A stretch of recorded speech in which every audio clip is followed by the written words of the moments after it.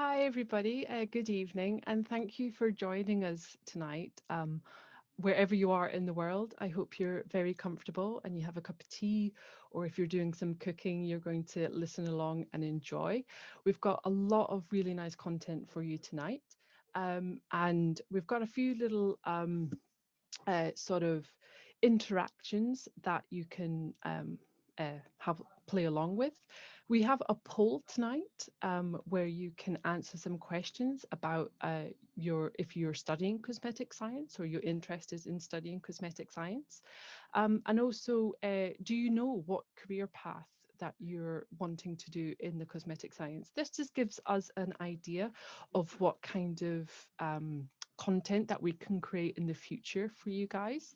And also, the cosmetic industry, as we all know, is an amazing, unique industry, but it doesn't exist without the people. And the people really, really make it. And you guys, the future, are going to make it whatever you want it to be.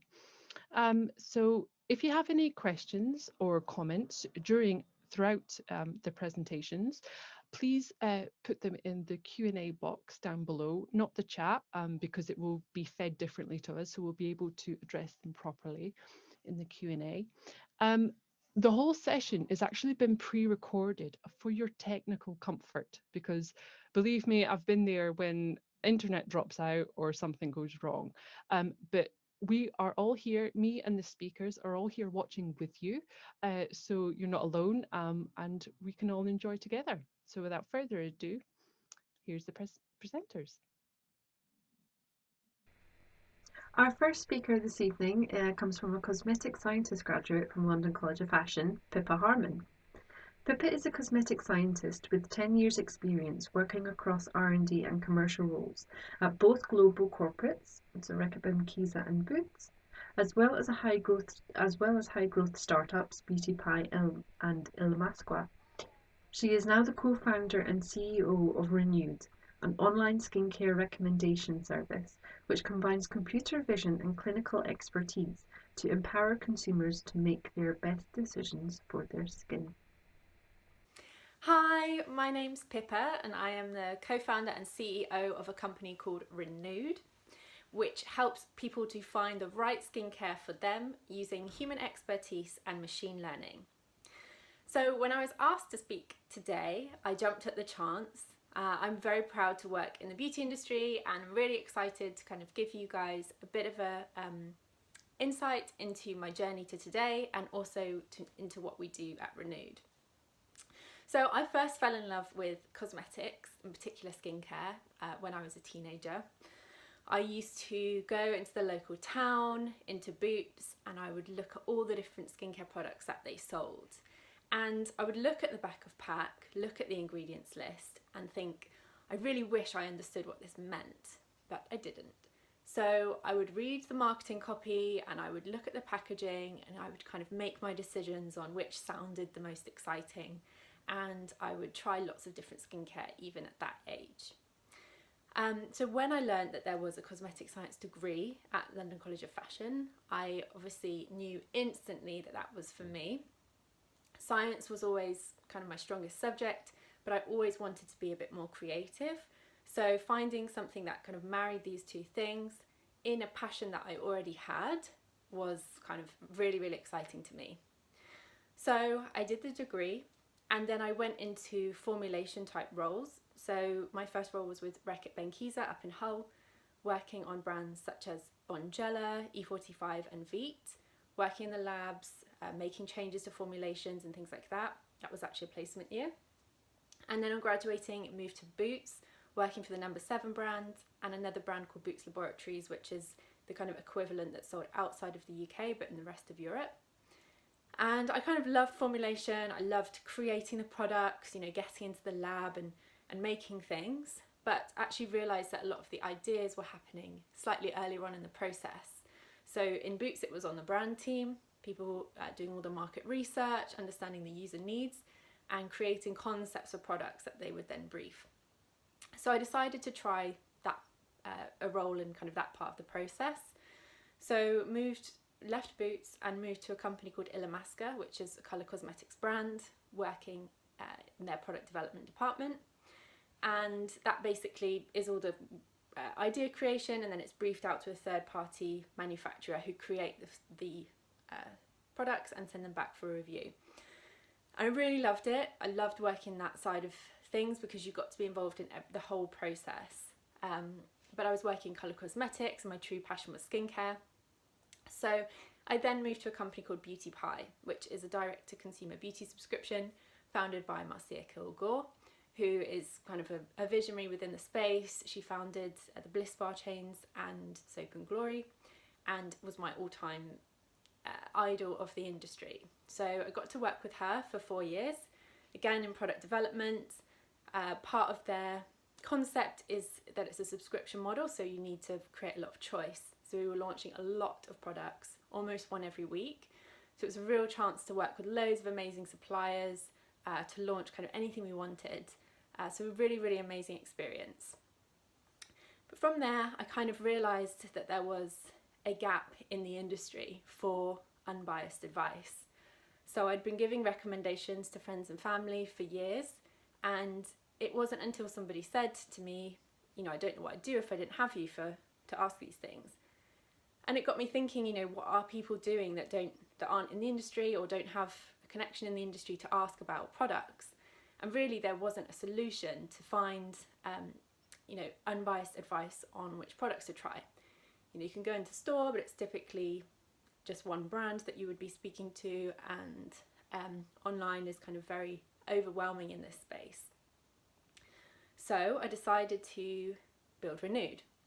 So my co-founder is a data scientist, her name's Catherine, and she had also come up with this concept via a friend of hers who had real trouble finding skincare for their needs. They were suffering with acne and cystic acne and rosacea, and they had been speaking with a dermatologist, but they weren't able to get enough time to kind of find the right solution. So she had scoured kind of forums of information, things like Reddit and Facebook groups where people had posted their before and after imagery with their routines, and she'd kind of created a routine for this friend, which actually ended up working. So that kind of switched on her data brain, and she said, actually wait, the data's there, we just need to know how to utilize it to help people find the right solutions. So we started building Renewed together in 2019. We're based out of the Founders Factory Accelerator, which is an accelerator program in London. They have various corporate sponsors which back different industries within the accelerator. So for us, we're in the beauty sector and it's backed by L'Oreal. So we have kind of support from them, which has been amazing. And we launched in March 2020, so actually just a few days before the lockdown. And we've had an amazing response. You know, I think there is a real need for this type of service. People are very confused, and the modern consumer is watching a lot of content, trying to learn about ingredients, but it's very hard to know who is a trusted source. You know, you have a lot of people talking about their personal experiences, but that isn't necessarily helpful for somebody who doesn't have the same skin type as them, as they're unlikely to respond well to the same products. So there's sort of this plethora of information online and an overwhelming number of brands, and it's very, very difficult to navigate and know who to trust. So with Renewed, what we do is we have a team of licensed estheticians, so they're typically working in clinics alongside doctors and dermatologists to perform treatments like laser, facials, microneedling, this type of thing. And they're sort of our team of experts. So with Renewed, when you come to the platform, you can answer a questionnaire about your skin, questions like skin type, sensitivity, plus things like budget.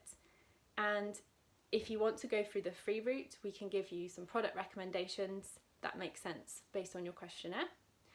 And then we have a paid service which offers a one-to-one consultation with one of our skincare experts. So this provides access to really kind of the top level of expertise within the industry.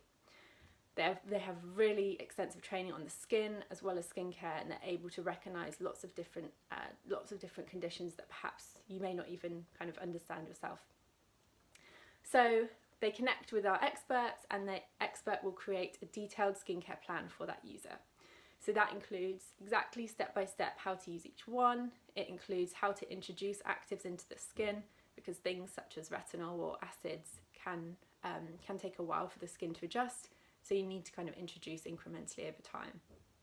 So all of that is delivered by our experts, and we found that people are so excited to have found a solution like this. You know, it's so important that people are accessing the right information, because you know, actually if you're over exfoliating, if you're using different acids or retinols with acids, it can be very damaging to the skin barrier.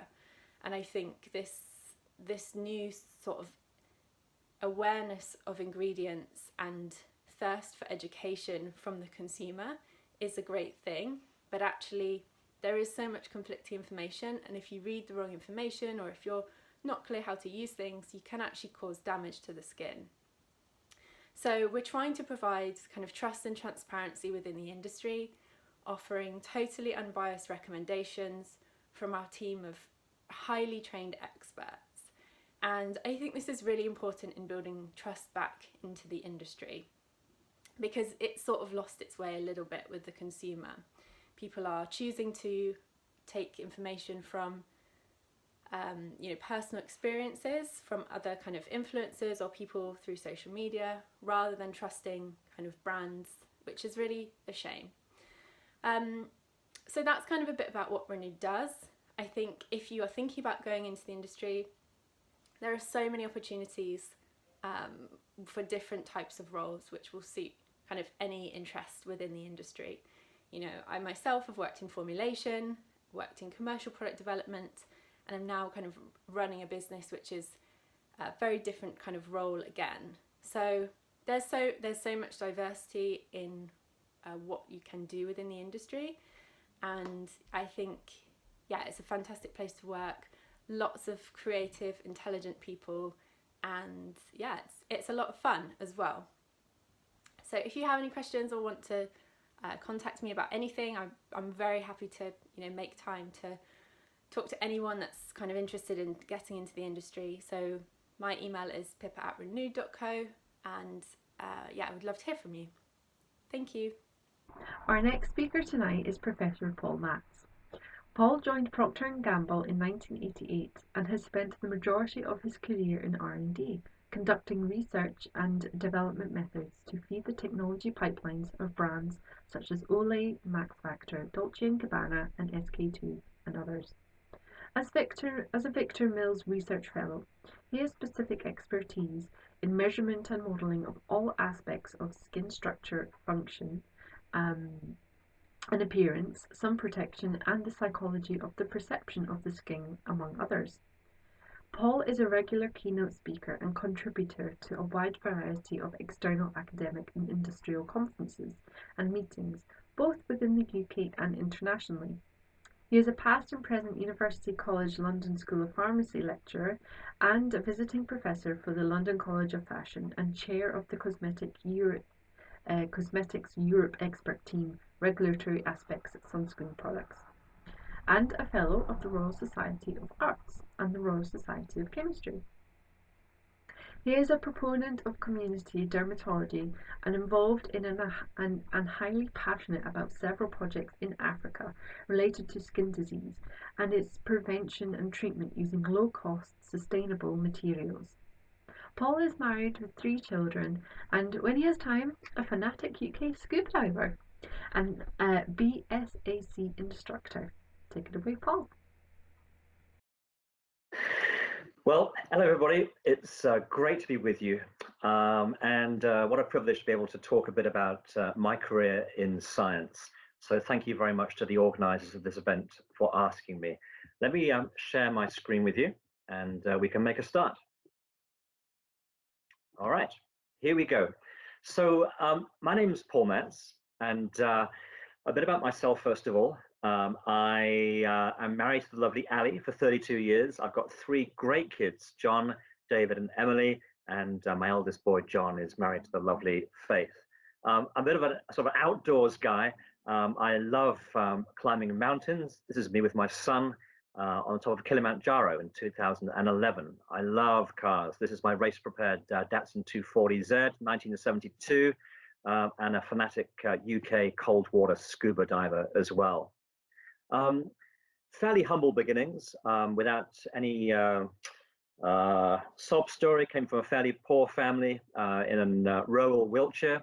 Thank God my parents pushed me, and they said, do you want to sit the 11 plus exam, which basically was an exam which, if you passed, it was a passport to go to a grammar school. And I sat it and I passed, although it was hell at the time, if I'm being honest. And so my first, just word of wisdom to pass on is that we live in a country where we have an amazing education system, and I think learning is such a privilege, even if it can be a little painful. And so just grasp every opportunity to learn that you can. So I went to King Edward School in Bath, and as my A-levels, I sat biology, chemistry, maths, and art. I wasn't quite sure whether I wanted to be a scientist or an artist, but my hero was Tim Snowden, my biology teacher. And I thought, if it's good enough for him to go to Cardiff University to do microbiology, then it's good enough for me. And literally, that was the reason I went to do microbiology. And so, second piece of advice is don't sweat about the future. I had no real clue apart from the fact that I wanted to do what Mr. Snowden had done. I went to Cardiff University. I did my first degree in microbiology, and then did far better than I thought I would, and stayed on to do a PhD in microbial biochemistry, leaving in 1988.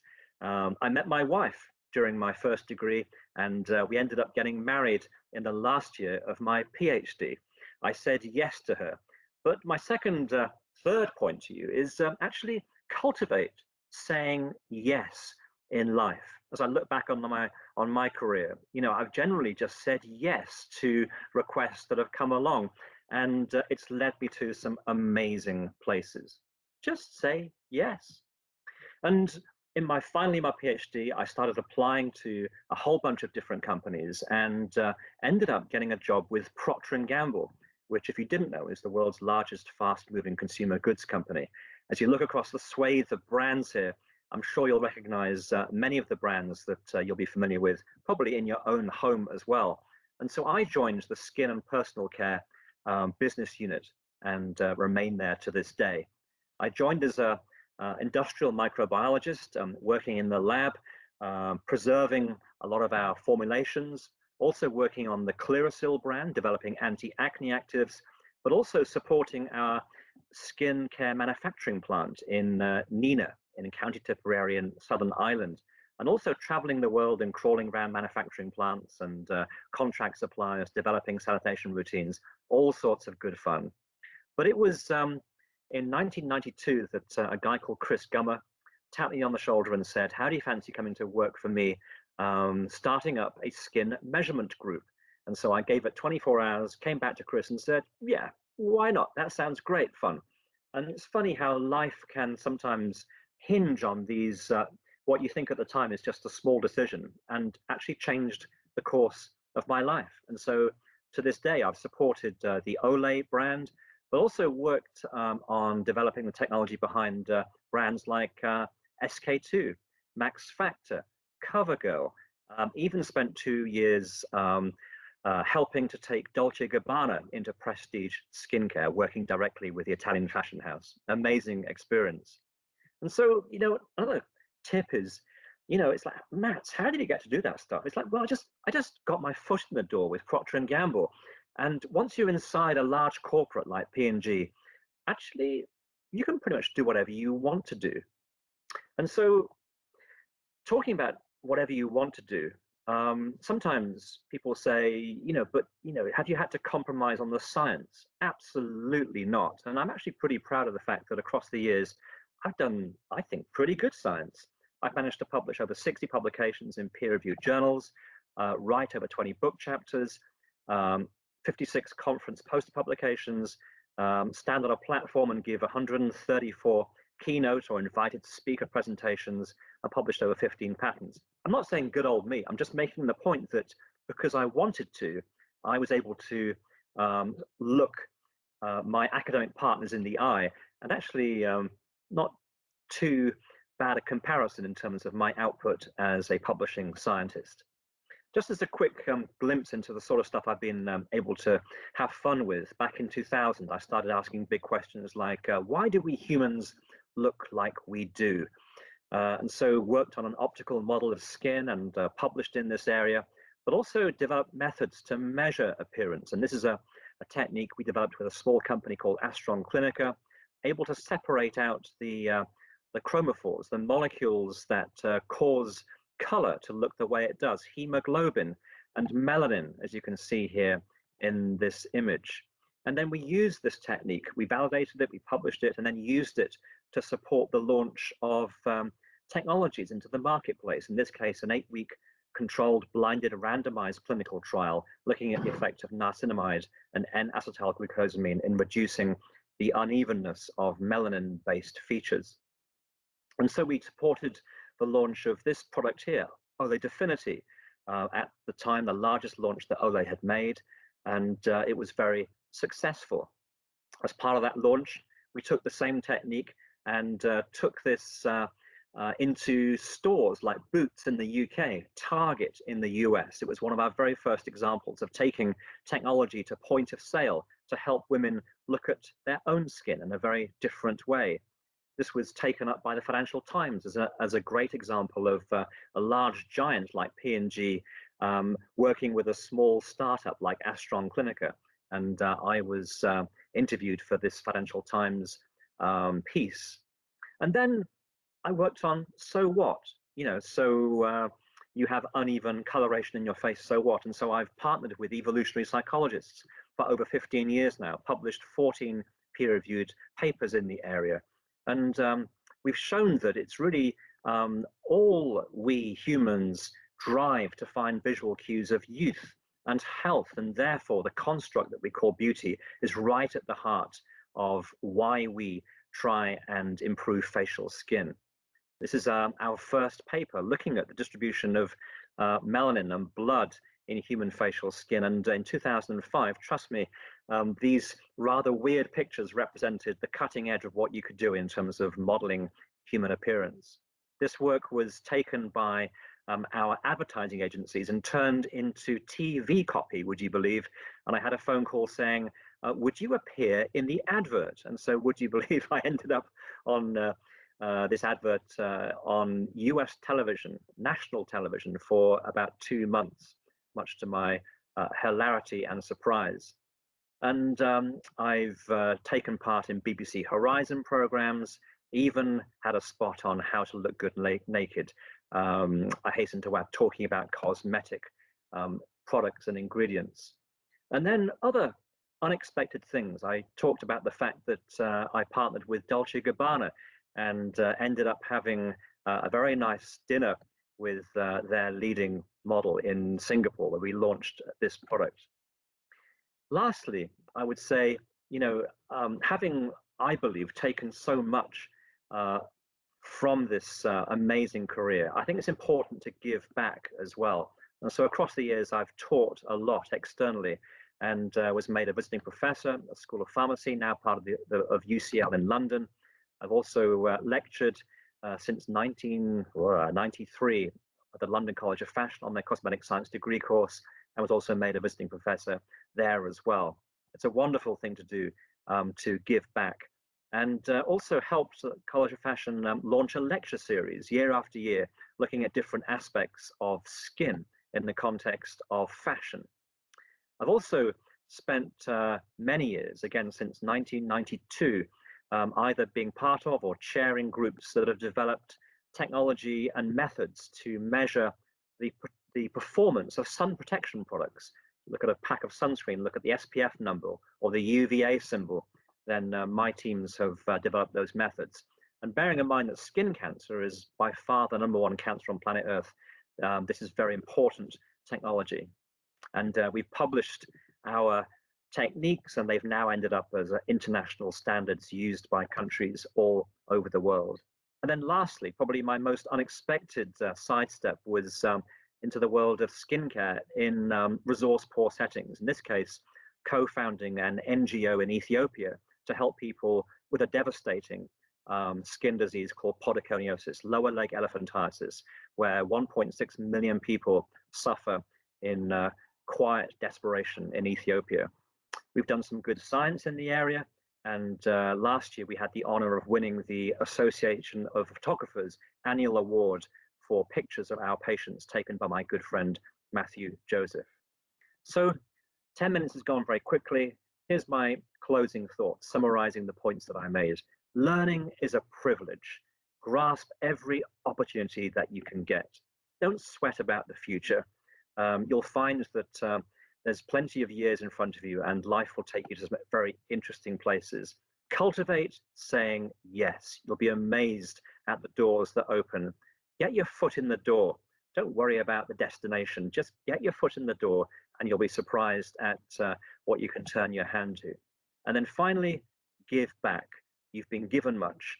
Now make sure you give it away again. Thank you so much for your attention. And it's been a real privilege and pleasure to talk to you. Thank you. Our next speaker tonight is Dr. Paul Cornwell. Paul is a Business Development Director at Princeton, a leading cosmetic science research institute based in New Jersey, USA.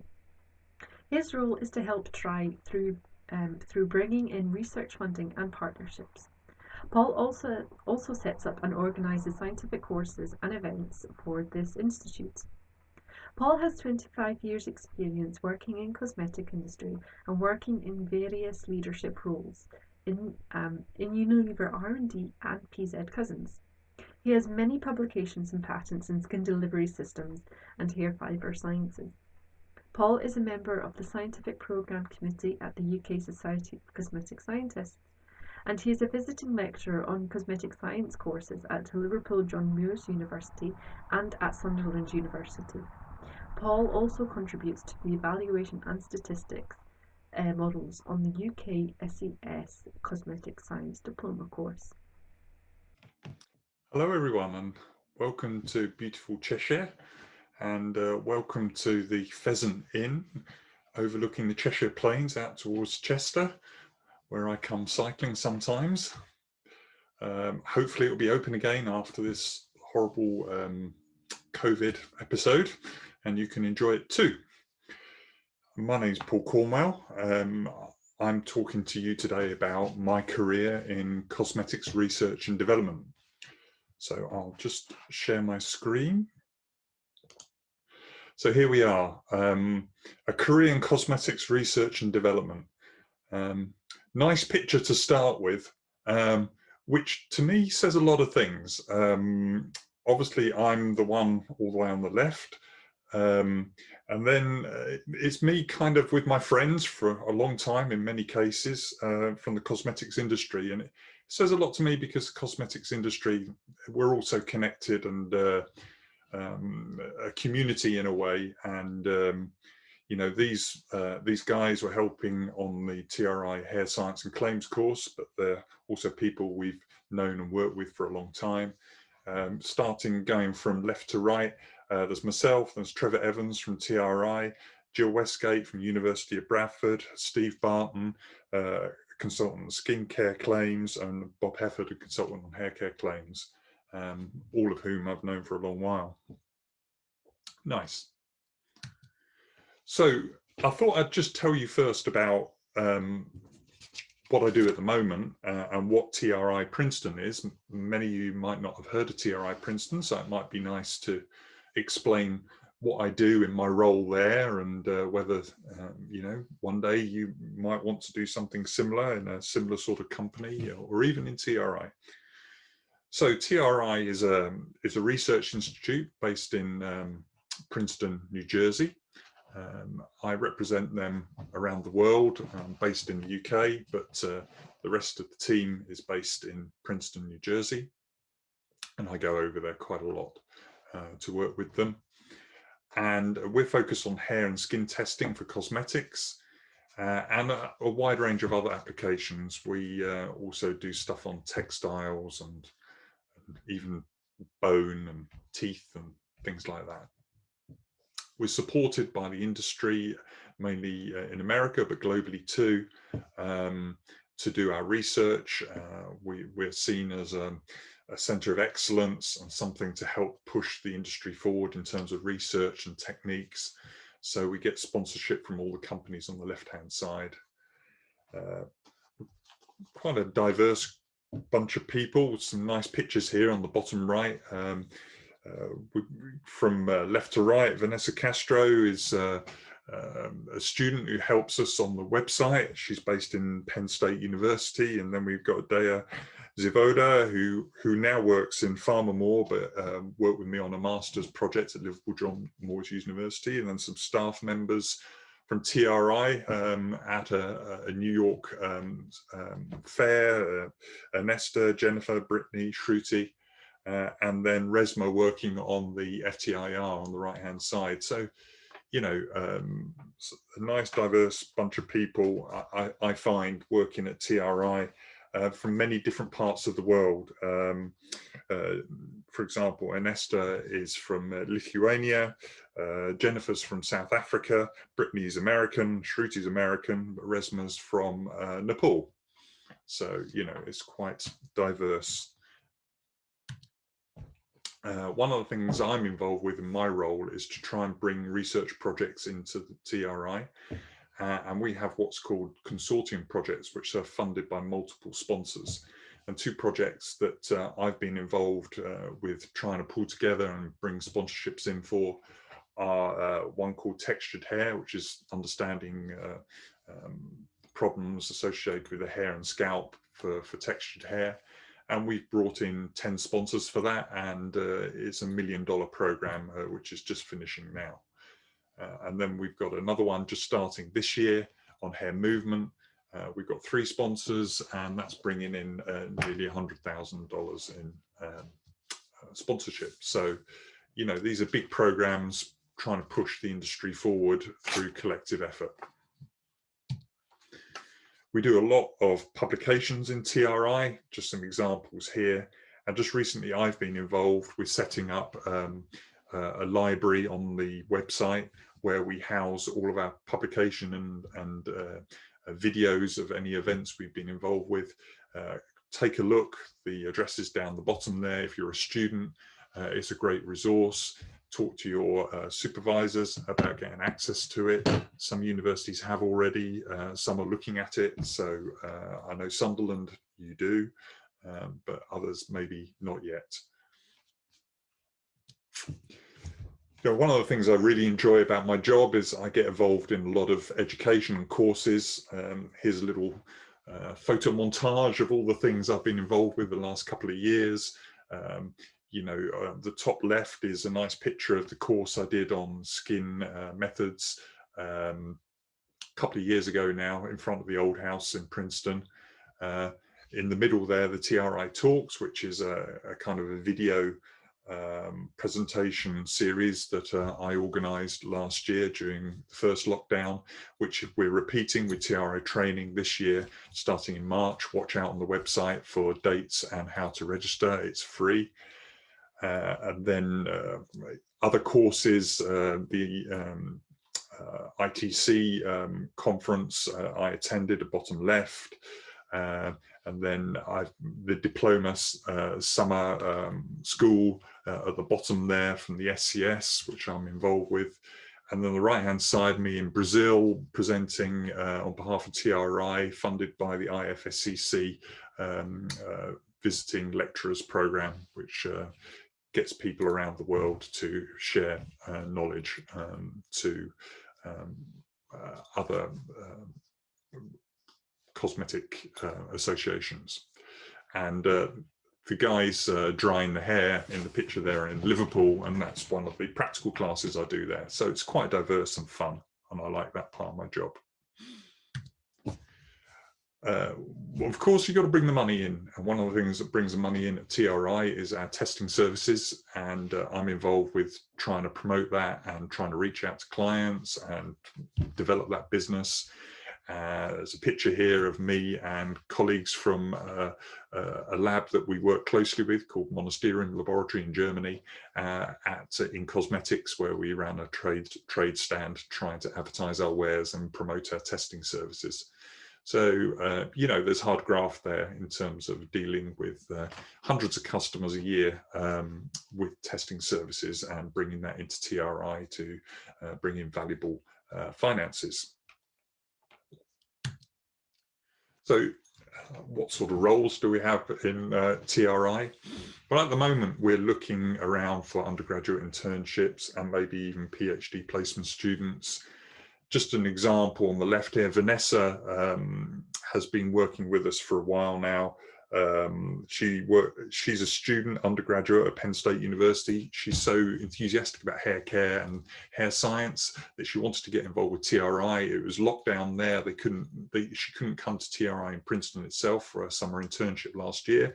So she's helping with the website, and she's still helping with the website. She's kind of an extended team member now, and whenever she has a moment, she's putting stuff onto the TRI library, which is really useful and very interesting for her because she reads the stuff she's putting on. So that's great. So we work nicely with Vanessa. Dea is an example of a master's student who we helped with her master's project, and there are more master's projects coming through as well. So in terms of that sort of opportunity, there are those things around. And then if you're looking for jobs, the sorts of roles we have are laboratory technicians, and then for the more advanced people who come maybe as a PhD, research associates, senior research associates, research scientists, principal research scientists, all the different grades, of course, directors and fellows. I'm at director's level, so I sit with the other directors, the management of the institute. My role is business development, but there are directors for research and directors for finance, and yeah, so that's our team. And of course the president. If anyone's here who thinks they can be president, good luck. It's a tough job, and it's by invitation, to be honest. So there we are. We don't have an awful lot of roles available. We're only a small team, 15 to 20 people, but gives you an idea of the types of roles that us and similar institutes would have. So how did I get there? How did I arrive at TRI? Well, it's a long, tortuous path. I started off, you might gather from my accent, any of the Brits watching, that I'm an Essex boy. I'm a southerner. I grew up in Billericay in Essex. I went to Billericay School, and then I decided to do a pharmacy degree, which I did at Bradford. And then I did pre-regs at Glaxo and at King's College Hospital in London, and then I registered as a pharmacist, and I did some work as a part-time and local pharmacist, a locum pharmacist, and I did some work with Boots and things like that to earn a bit of extra money as I was doing my PhD, and I decided I wanted to research. So I did farm tech, and I looked at skin delivery systems. And I did a postdoc at Leiden University in the Netherlands, also on skin delivery systems. And then I was lucky enough to get a job with Unilever, looking at skin delivery. And from there, entered the world of cosmetic science. It's not a world that I'd thought about, planned about, but was very happy to find myself in, and develop my role in Unilever, becoming a research team project leader, and then deciding that I wanted to find out more about cosmetics industry and work in a slightly smaller business and get closer to product development. So I became a senior technology leader at PZ Cussons in Manchester, and I learned all about innovation and you know, developing products from scratch, and you know, that sort of thing. And then I took a brief spell because of reorganisations in Cussons. I had to find a job, frankly, back at Unilever, looking at hair appraisal and measurement. And very grateful and pleased to do that for a few years. And then I had this crazy idea of working at TRI in America, despite living in the UK, and they kind of got that, which I'm eternally grateful for.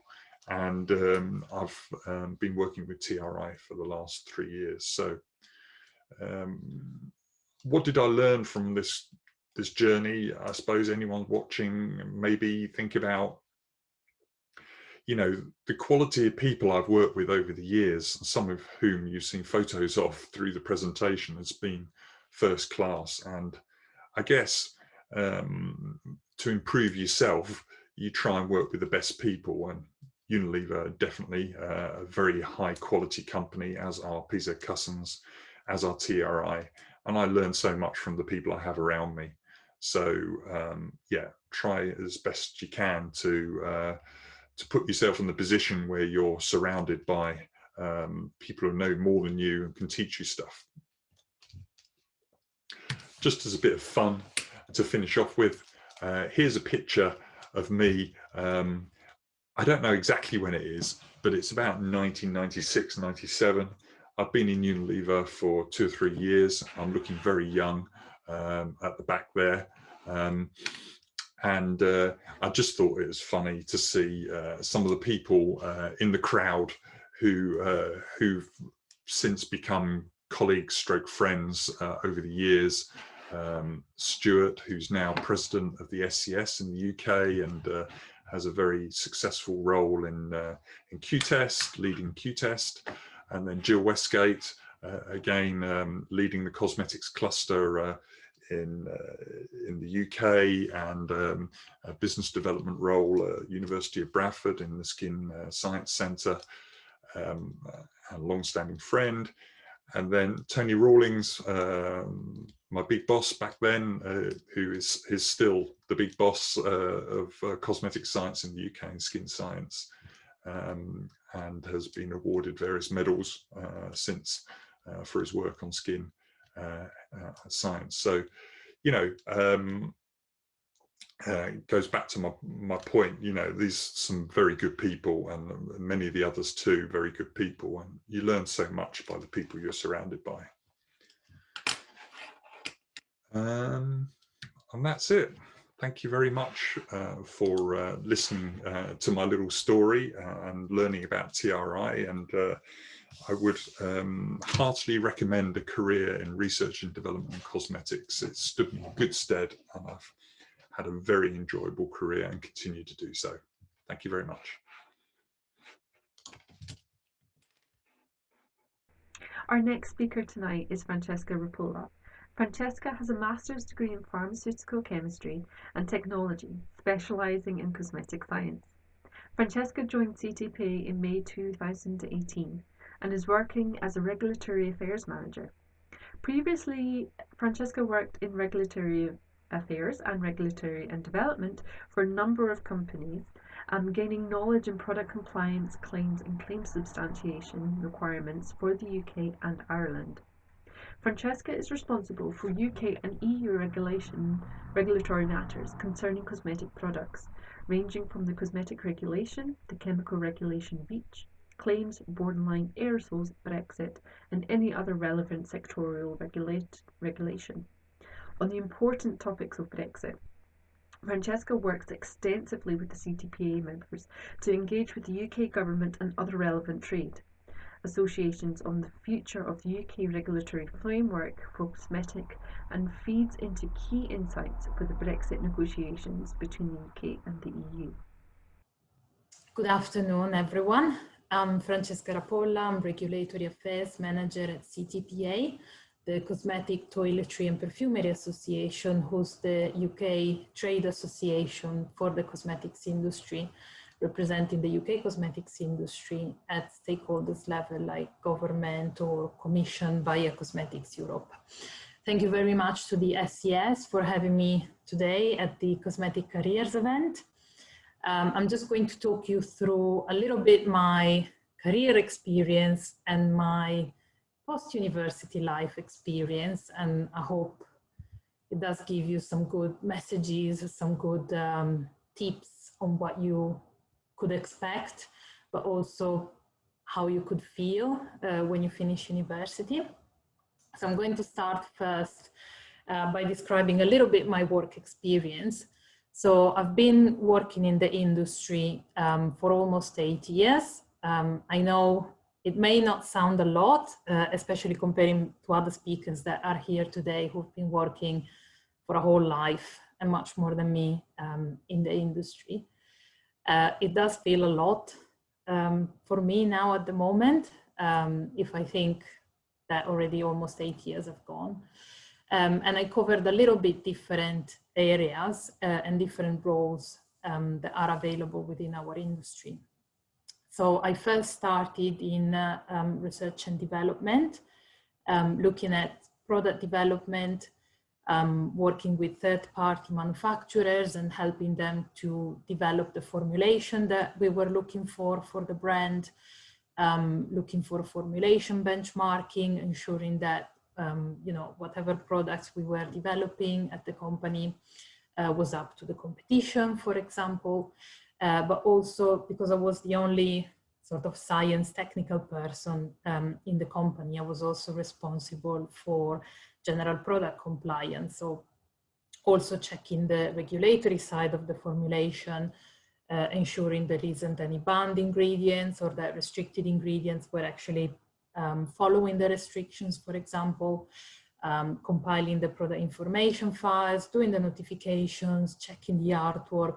So it was a bit of a very broad general role, but I think it was a very, very good starting role for me because it did give me visibility of many things within our industry and within the experience and the skills I was learning during that role.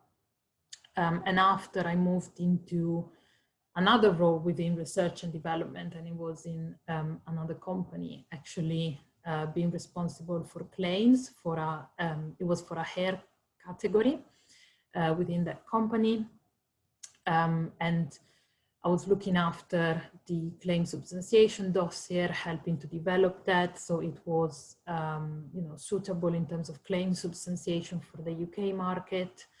I was learning a lot about the science and technologies behind the product, because then by knowing that and by knowing what claim substantiation, what tests were done to investigate the efficacy of the product, I was able to then prepare the brand and the product communication, you know, whether that was for the pack or for online social media advertising, or advertorial articles in magazines, TV. So I was doing clearance submissions, which were very challenging, as I'm sure maybe other people in the industry can understand. A very, very fun task I was doing was to participate at PR events for the launch of the product, which were very glamorous events.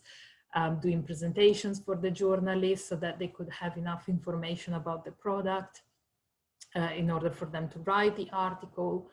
And then also was very interesting to look at global products from the brand I was working for, and then how to adapt them for the UK market in terms of communication again. So it was really, really an interesting and stimulating role.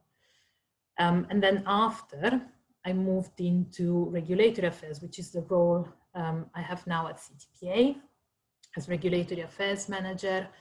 And I don't know why, but sometimes people don't feel really, I don't know, keen about going into regulatory affairs. And perhaps that's how I felt as well before changing role. But actually I have to say that I'm really, really enjoying it. And I find it very stimulating for myself.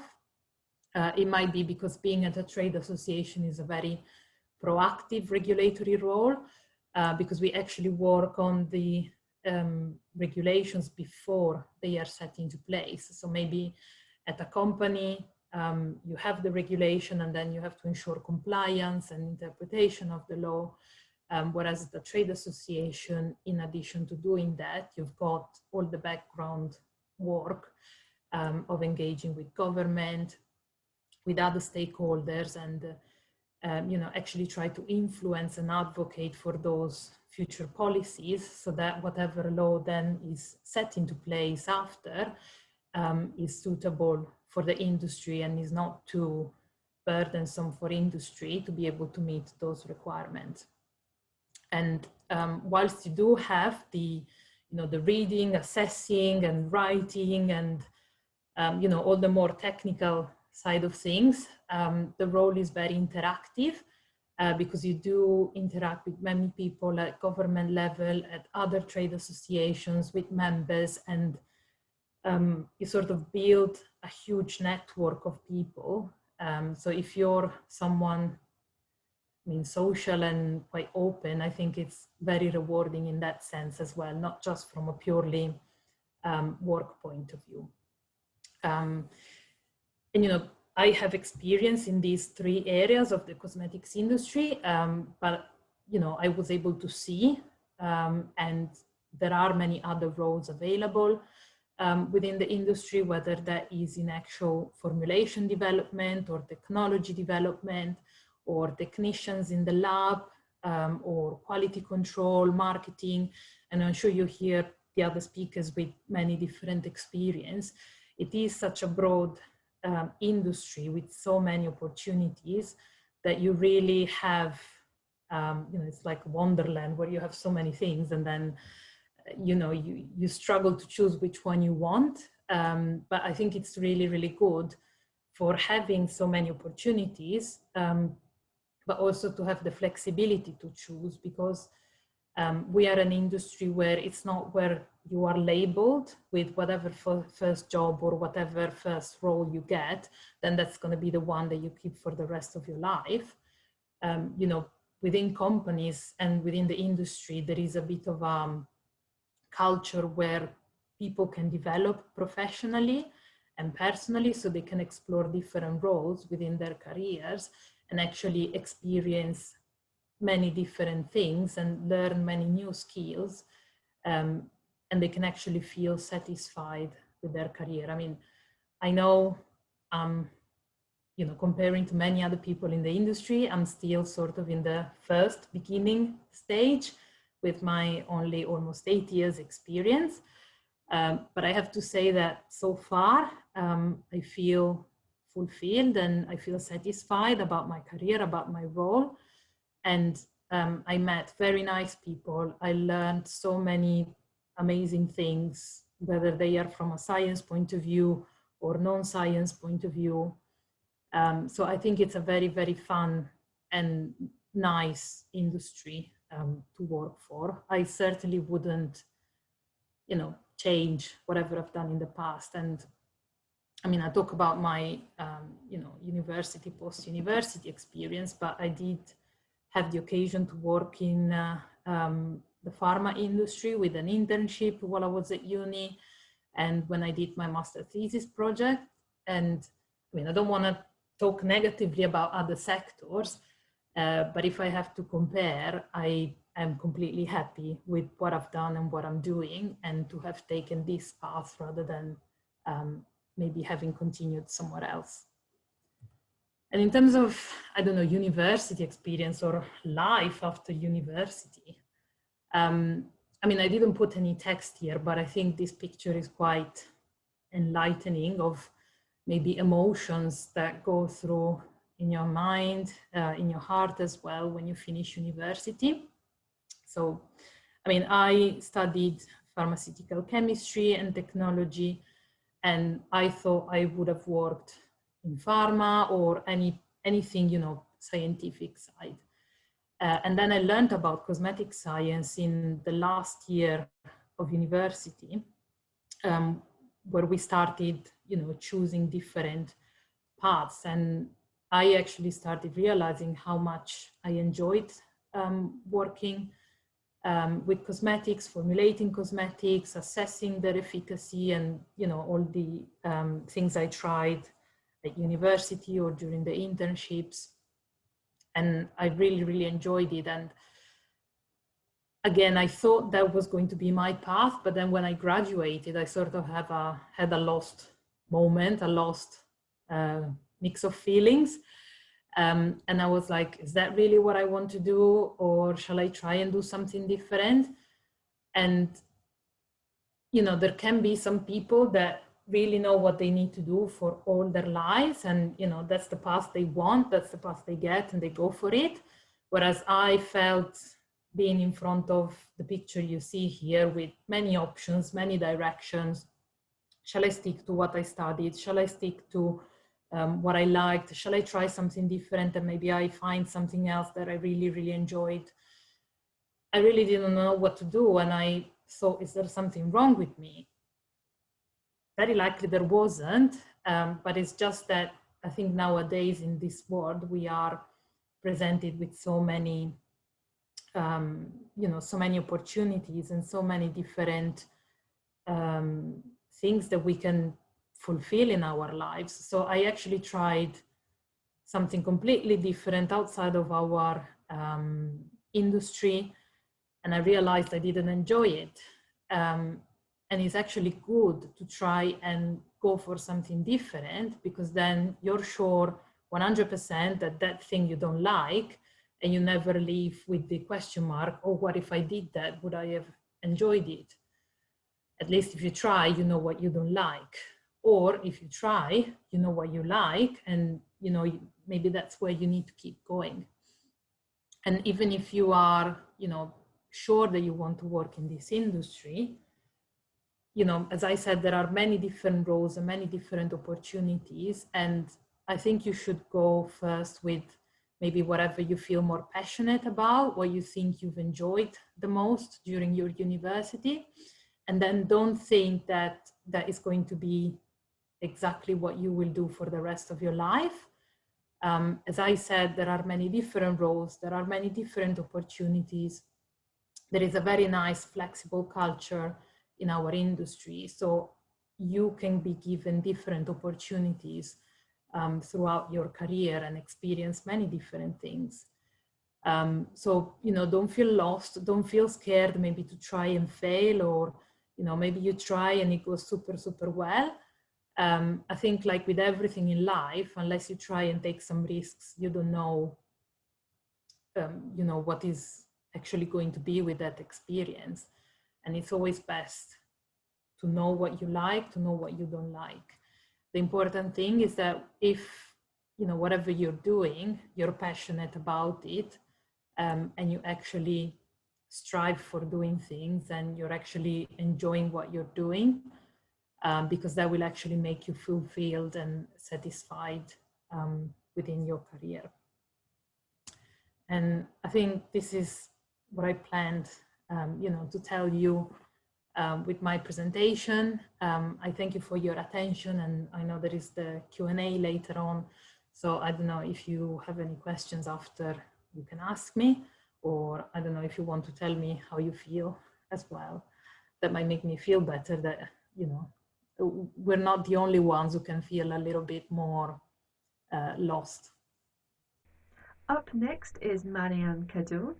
Marianne is 24 and she graduated from the Montpellier University in France with a master's degree in chemistry, specialising in cosmetic engineering. She joined Oriflame in March 2019 for an internship, and then in July that year became a graduate formulation chemist with Oriflame. And she is currently in the personal and hair care team, and she's been there since May 2020. Hello, my name is Marianne, and as you can probably tell from my accent, I am French. I am currently working as a graduate formulation chemist in Oriflame in Ireland, and today I'll be telling you a bit more about how I got there and what I do. So I don't know if you've heard the story of the French girl working in Ireland for a Swedish company making products for Indonesia using Indian raw material. Well, that would be me. But how did I get there? So I majored in science in high school and graduated with a sciences baccalaureate. What drove me to choose science is how logical it is and how powerful of a tool it is to solve problems. But from my baccalaureate, I then went on to do a Bachelor of Science in France still, and I specialized in chemistry. So the reason I choose chemistry is that for me, it is less abstract than physics, for example. You see what you do, and then there's a lot that can happen through chemistry, and what I love also about it is how a small change can have such a big impact and can provide such big possibilities. But then after my BSc in chemistry, I went on to do a master specialized in cosmetics engineering. And the reason I chose cosmetics is that I wanted to see the other side of an industry I knew only as a consumer, but also, and it might sound cheesy, but I believe cosmetics can be a great empowerment tool, but also a great tool for self-expression. And I think I wanted to contribute to bring that confidence and happiness to people through cosmetics. So then, how did I go from school to my reality now? So as part of my master's, I had to do 2 industry placements, one of each year of my master. I did my first placement with a French company called Thor Personal Care. So it has nothing to do with a certain Viking god. It is a company that manufactures and supplies raw material for the cosmetic industry. And this first placement is when I had my kind of revelation. Before that, I knew I was interested in cosmetic science, but I also had some doubts about whether it's the right path for me. And then being at the bench, doing things finally out of school, was the moment I had the feeling that it was what I wanted to do. It wasn't just something I was interested in. I knew this is what I wanted to do. And I think this came from owning and managing my own project and seeing the results of my ideas coming to life. So then I did my second industry placement with Oriflame here in Ireland, where I started working on skincare formulation. And I think these 2 placements, they allowed me to better understand how a company works and how the business works. But also it allowed me to realize that chemistry is not the only thing you need when formulating. You actually learn a lot by trying and touching textures.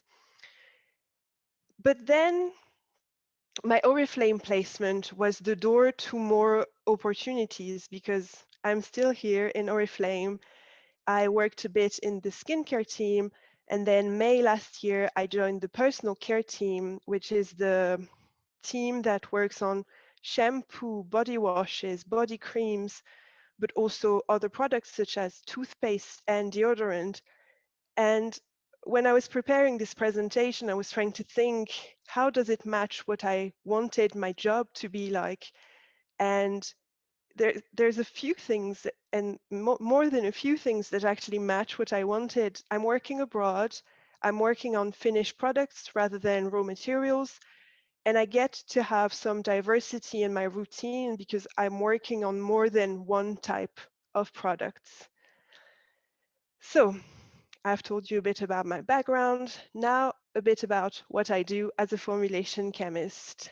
My role as a formulation chemist is to develop safe, ethical, and performing products. But how does it happen? So what I discovered when starting is that we actually get to collaborate with marketing on the product concept. We share ideas, we bring our technical knowledge, and we agree on concepts. And once it is agreed, it's time for the chemistry.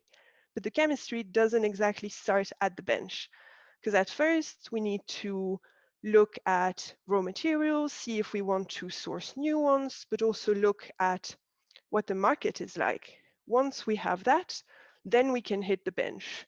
We develop, we test, we check the stability, and we come up with a prototype. And this prototype, we also get to play a bit around with the added fragrance, which makes the thing a bit more fun, and then colors to match the Pantone that marketing has given us. And I think another part of my day-to-day job is teamwork. In my team, we get to have these sessions where we try each other's products to learn together and also give each other advice. And I think it's a great part of formulation development. So, what have I learned so far? Despite the theme of the presentation that's a bit antique, I'm still quite new to the business. And yet I've learned a few things. So I've learned about project management because we have tight deadlines and we need to match the launch plan. What I didn't expect is that I would kind of enjoy it. I also learned about cost optimization because we want the right cost for the right performance when we develop a product.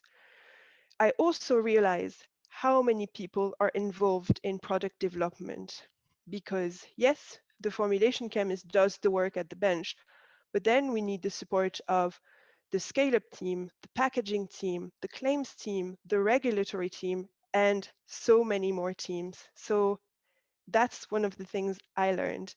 And finally, I've learned to accept that failure is part of the process. Not every trial is going to work, and not every project is going to be launched. Sometimes it's frustrating, but it's part of the journey. So now I'm going to show you a bit about what I do in the lab with a short video. So here is the lab, and come and follow me. I'll show you a few things. So here I have prepared some of the raw material we're using so you can have an idea of what they look like. We have some cocoa butter, some glycerin, and some canola oil, which could be used, for example, in an emulsion. Here, basic bench work. I'm finishing to weigh my fragrance to add to the cream I prepared earlier that day. So my cream is cooled down. I'm adding the fragrance under slow to medium stirring, and I'm gonna let it homogenize while I show you some of the work the team has done. So here we have some body washes that have been color matched to the marketing Pantone and that are ready to be put on stability. And finally, here are some personal care products that are from the team. So I'll show you the lab now. I have a little bit of advices to share with you guys. I think cosmetic science might not be for everyone, but for those who choose to do it, it can be a lot of fun as a career. I said it before, I'm still quite new, but here are some of the things I think are important to enjoy working as a formulation chemist. I think you need to be creative. Otherwise, you're not going to enjoy doing the concept of your product, or you're not going to enjoy the color and fragrance part. You also need to be curious. You need to enjoy learning because with the constant innovation, you never stop discovering formulas, raw materials, and just general technologies. And finally, I think you need a company that mirror your ambition, a company that matches you, because each company is different, each person wants different thing, and if you go for a bigger company, you might get the chance to become an expert in one area, whereas if you go in a smaller company, you get the opportunity to work on all kinds of products. So here were my advices. Thank you so much for listening to the presentation. If you have any question, feel free to contact me or use the Q&A portion. Thank you. Next, we're looking at manufacturing, and we're with the team at Oriane. They're going to give you a little bit of insight into what you actually do when you get a product idea and then you want to upscale it and manufacture. And a little bit about Oriane. They are an award-winning private label cosmetic manufacturing company operating in the UK and the USA. They're experts in premium skin and hair care products that suit your brand just right.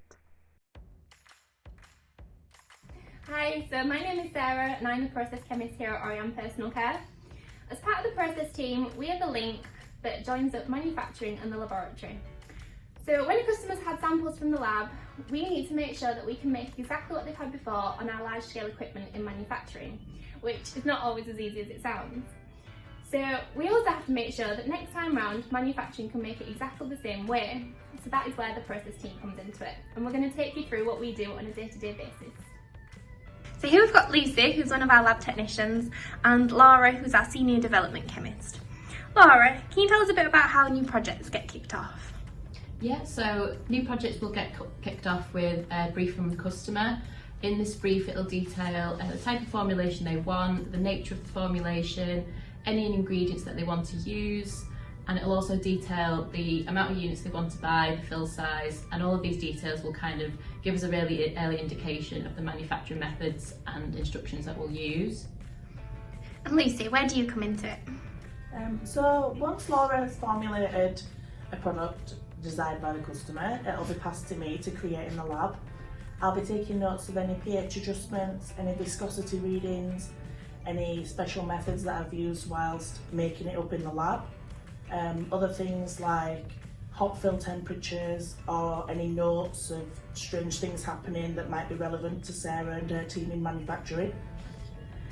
After I've completed the formulation and we're all happy with it in the lab, it'll be sent to the customer, hopefully to be approved, and then we can go on to stability testing and compatibility testing to ensure that it'll be safe to use and it'll stay stable while it's on the shelves being sold. Great. And Laura, then what happens?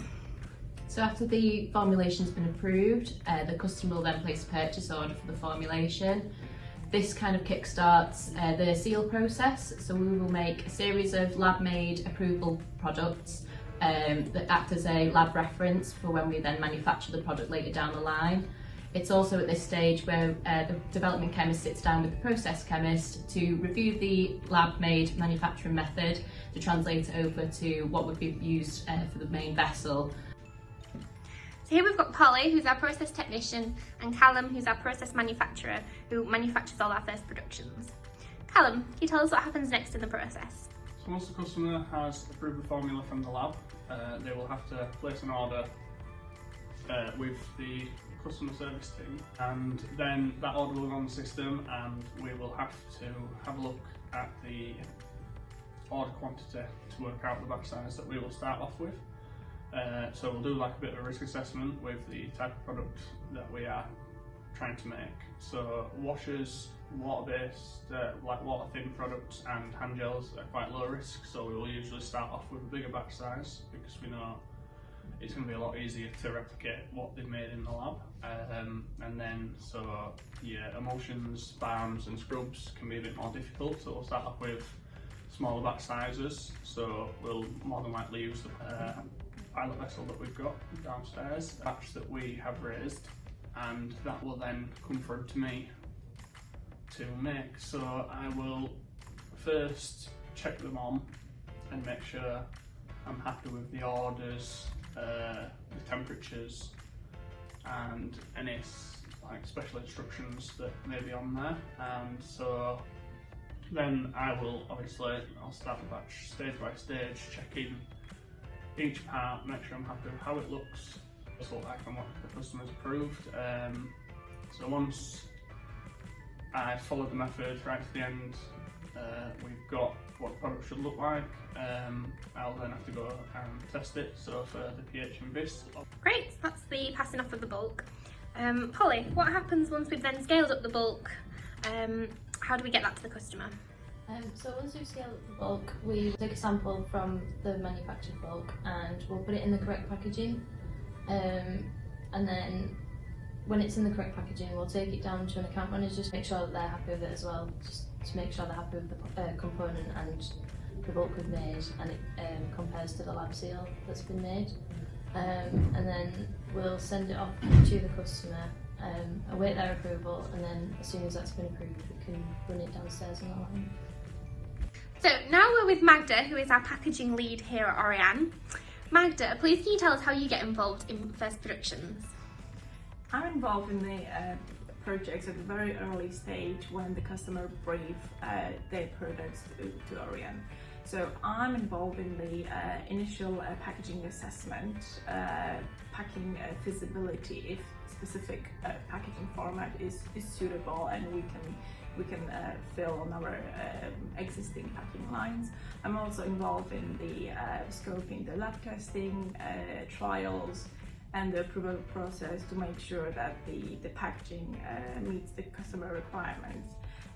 In general, my role is to ensure that the packaging is fit for purpose for actually what the intention is and how we're going to use it. It's really important throughout the whole life of the product, just making sure that the quality of it remains the same throughout the whole life cycle. Once the bulk has been approved by the customer, it's ready to be filled on the production line. This is where our quality department get involved. Inga here is our senior quality technician. Inga, please tell us how quality get involved with first productions. Usually with the first productions, we're making sure that our lines are clean, sanitized to the high standards, and line is prepared as it's been agreed with the customer and with all departments. So that's the first step. Then, when we are ensured that everything is prepped up to highest standards, we can actually start production line, but it's not stopped only there. Throughout all production, we are fully engaged with the process just to make sure that everything runs to the high standards and the line end product meets the customer's specifications and satisfaction. And we're reviewing the process as it goes and make amendments and suggestions to the right departments just to make sure that next production event is better and we're achieving better results. Thanks to the Orion team for putting that together, and it was really interesting to hear about all the different roles that people play throughout the manufacturing process. And if you have any questions on the manufacturing side or for Orion, their technical director Laura Kirkbride will be joining us in the Q&A session after the sessions. And without further ado, our final speaker tonight is Sarah Clark-Martin. With over 15 years experience in global brand strategy and development, Sarah started her career in the world's largest health and beauty group, WBA, Walgreens Boots Alliance, and spent over 10 years launching and developing market-leading and challenger brands across a wide range of categories. In 2015, Sarah left corporate life and started her own business as a creative and commercial freelance brand consultant in the beauty industry. Recent projects have ranged from global clients to startups and many in between. Sarah also is a regular guest lecturer working with students on industry projects. Alongside her consultancy, in 2020, Sarah launched her own brand, Please and Thank You, a luxury hand-washing soap brand with a charitable focus, and co-founded a premium skincare line called Furain, based on special Scottish spring water. Sounds lovely. Take it away, Sarah. Hello, my name's Sarah Clark-Martin. Looking forward to chatting to you a little bit, about 10-15 minutes today, about my journey in cosmetics and some of the impact and influence I'm hopefully having on the industry in what I do. So we've got a few slides to talk you through today. So as I said, I'm Sarah, based in Nottingham. I think the first thing to say is I'm a real beauty lover. I always have been. I think right from being really small, being kind of obsessed with my mum's beauty products, and that's kind of stayed true all the way through. I think it's a brilliant industry to be in. I think it's so diverse. I think it's and as I say, I think even though I've been working in the industry for probably nearly 20 years now, I'm definitely still swayed into buying new products, kind of like an ad man's dream, even though I know some of the stuff behind the scenes. I'm a real brand geek. I really love the kind of theory and academic bits of brand building and storytelling and all of the stuff that goes around it. But I also really enjoy the putting it into practice as well. So all of the stuff around that.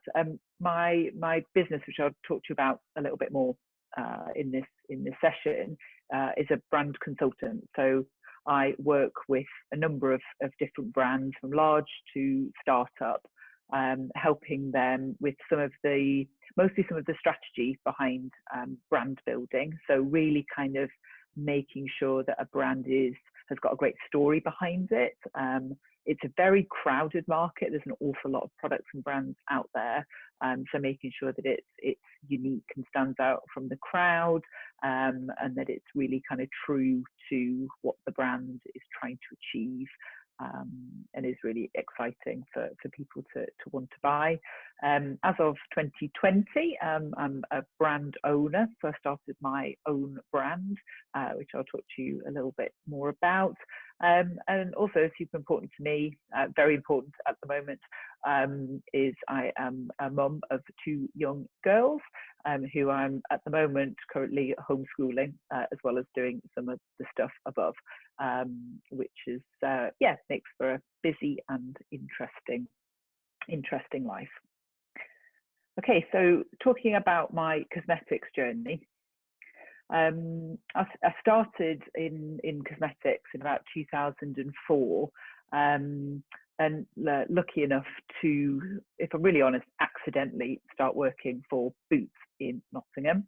I came to university in Nottingham, and faffed about a law firm selling computers for a couple of years before falling into Boots, and I kind of really found a place that I loved. Again, working in beauty, I think I've pretty much worked on every brand in the Boots and Walgreens Boots Alliance. Went through a number of mergers over the kind of 10 years or so that I worked there. I worked for the Boots brand, I worked in sun care, I worked in hair care, skin care, cosmetics, worked on Botanics and Sultan. An absolutely incredible training ground. Met lots and lots of great people, and kind of gave me my training. My background is I did a media and English degree, so nothing really like no marketing, kind of learned on the job, as it were, brand building within WBA. As I say, I'll talk a little bit more about it, but had 2 kids while I was at WBA, and probably by the time of sort of 2015, had the job of my dreams, was creating brilliant brands. I created a brand called CYO, which was the first cosmetics brand that the WBA portfolio had created in many years. Had a great team, really enjoyed it, but was kind of flying around the world, and kind of working in a big organization just wasn't sort of working for family life. So decided to start out on my own, and started a consulting company. And again, I think I've sort of deliberately drawn these yellow lines between the years, because I think it has been a bit of a squiggly line. There's a brilliant podcast that I'm a huge fan of called Squiggly Careers, with 2 girls who talk about this sort of thing. Not necessarily, my career's never really gone in a particularly straight line.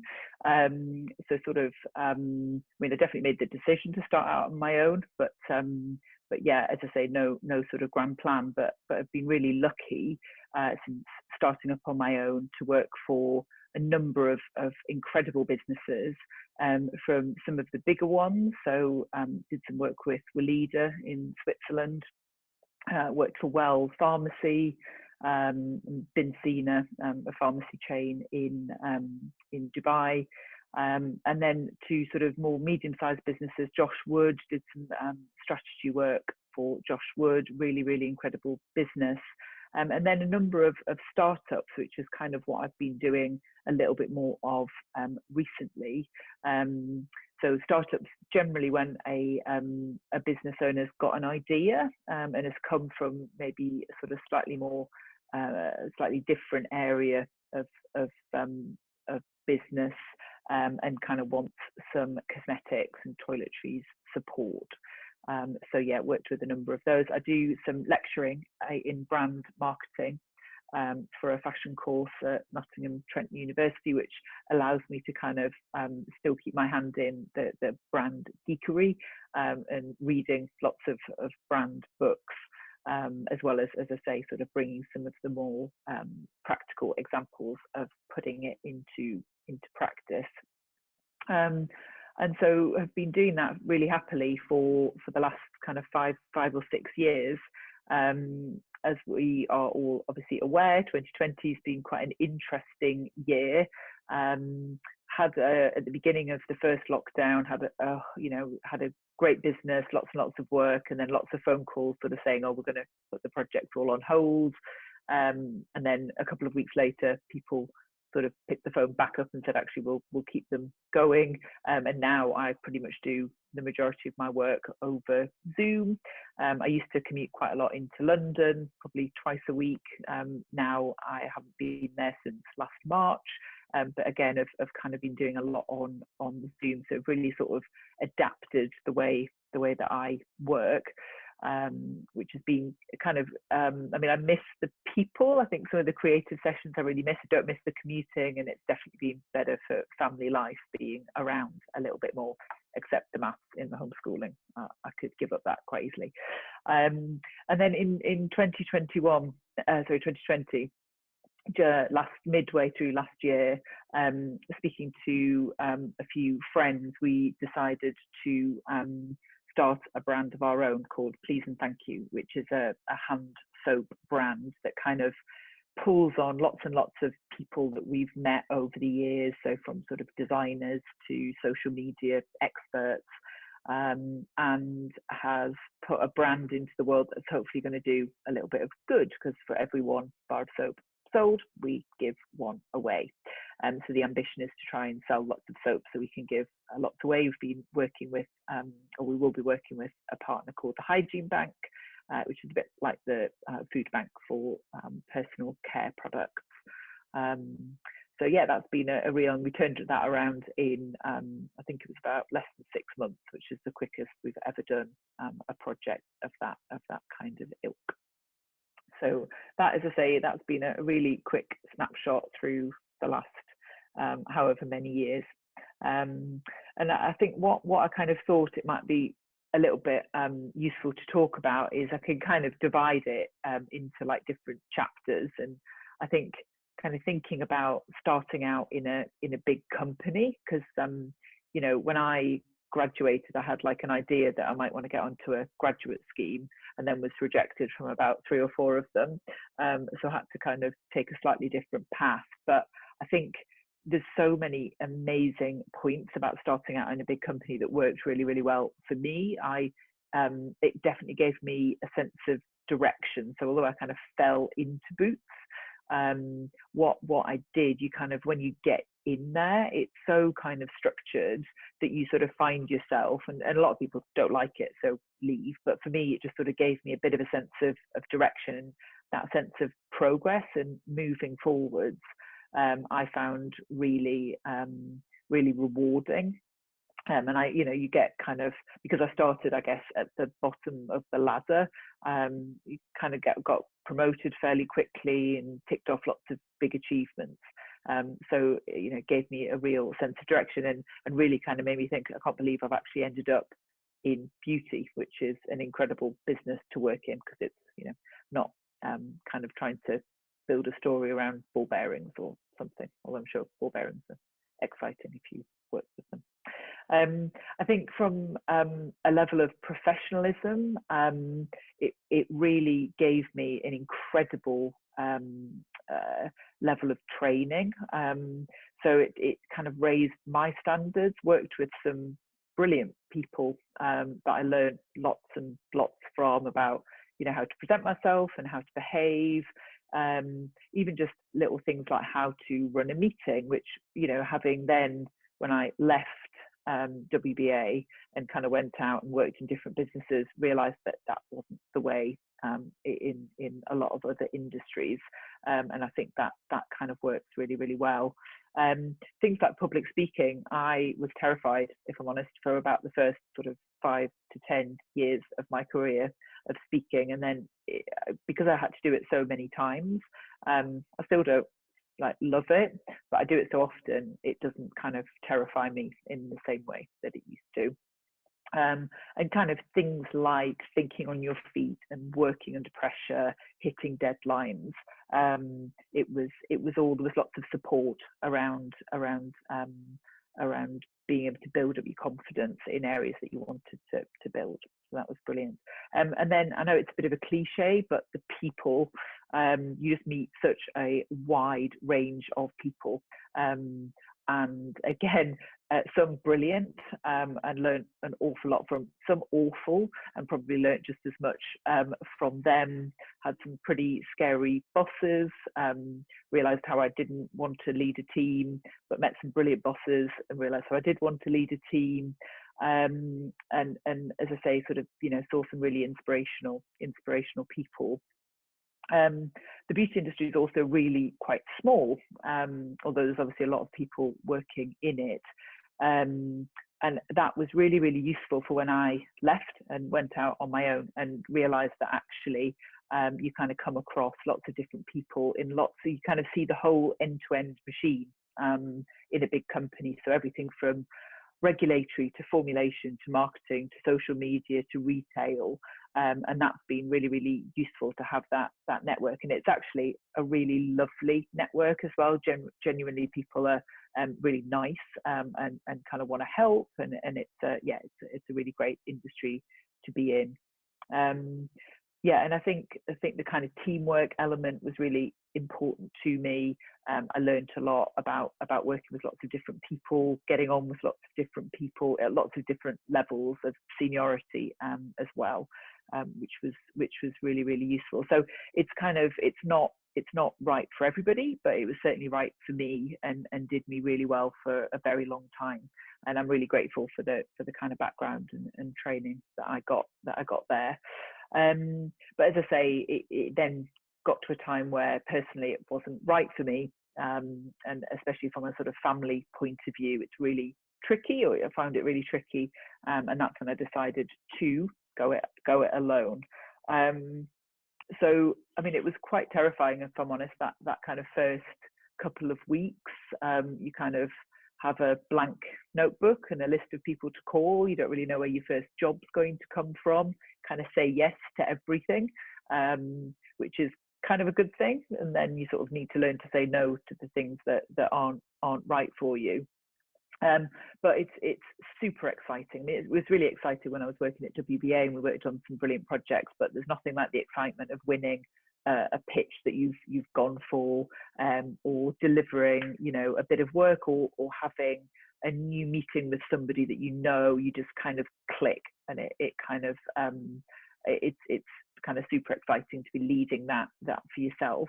I was kind of debating about what I put around flexibility, because although I can work it around family, you've still got clients to kind of make sure that you're hitting everything that your clients want. So I'm kind of often terrified, and probably more terrified of my clients than I am of a boss. But in theory, I am my own boss, and I can kind of work the business and meetings around my life. And I think the experience has just been brilliant. I think I never thought I'd be the person to be able to kind of work alone, have that like incredible confidence to go into a room and sort of sell yourself. But it's amazing when it's your business, and you sort of find that confidence from somewhere, and again, sort of saying yes to things has led to incredible things. And now I get most of my work through referrals, so people who I've worked with, and then have kind of passed my details on to other people. So that's been really great. And then just a little point at the end about kind of the impact and influence that hopefully I'm having on the industry. I'm super passionate about beauty, and I think it's possibly been poo-pooed a little bit in the past. I won't kind of get into politics or anything like that, but it's just really really important for our economy. And actually, there was a brilliant report. So the British Beauty Council is doing some really incredible work for the beauty industry. It's well worth a look. Some brilliant facts and figures, but it's a massive contributor to the economy. So not only in GDP, but also in jobs. And yeah, it's quite, you know, I think that's brilliant to be working in an industry that's huge and growing as well, because that's a positive place to be. And then on just a sort of softer note, the world's a bit miserable, especially I guess at the moment. And I just always think, you know, when I've kind of, you might have a deadline for something, but you've really got to stop and think that you're putting products that are really cheering people up out into the world. And there's all sorts of statistics that can tell you that, you know, it's not just lipstick, you know, it's kind of more than that. And it's so diverse as well. If you look across the kind of cosmetics and toiletries industry, and again, I think kind of you can, you know, I'm certainly working across skincare and hair care and cosmetics and baby. And I just love, you know, there's nothing like the feeling of walking into a store or seeing something on Instagram that you've put out into the world, and you can kind of, you know the whole backstory, you know where the name came from, you know why it's got a particular ingredient in it. So it's really nice to be part of that industry. And then just a final note now on rather than saying yes to everything, my kind of ethos is to say yes to brands that I really agree with the purpose. So just a couple of examples from stuff I've worked on in the past. So the Beauty of Eczema is a really incredible brand, founded by a lady called Camille Knowles, who was an eczema sufferer who previously been hospitalized. Her story's incredible, but she just had a real passion for developing a product, putting a product out there that wasn't out there at the moment. So she was, you know, used to kind of having to use these big, horrible, gloopy creams, and she's a real kind of fashion and beauty junkie and wanted a really lovely product. So I think kind of, you know, getting into doing, you know, she wants to do that because she wants to help people like her who have suffered with eczema and not being able to use beautiful products. So it was a real joy to work on that project with her. Really interesting, you know, very tricky, because we were sort of, it's definitely a cosmetic product, not a health product. So kind of treading that fine line, and then ultimately working with some brilliant scientists to come up with some unique products that actually make a genuine difference to people. Josh Wood was a brilliant, again, I think just sort of so many, he would be one of the most inspirational people I've worked with in the beauty industry. Just got such a vision. He wanted to, you know, with his product line, create salon quality results at home. And I think, again, you know, working in a team, because it was very much a team effort, but sort of trying to pull his what was in his head, get it onto a bit of paper, and then kind of turn it into a story and a product brand off the back of it. And then finally, a brand called Furain, which launched last year.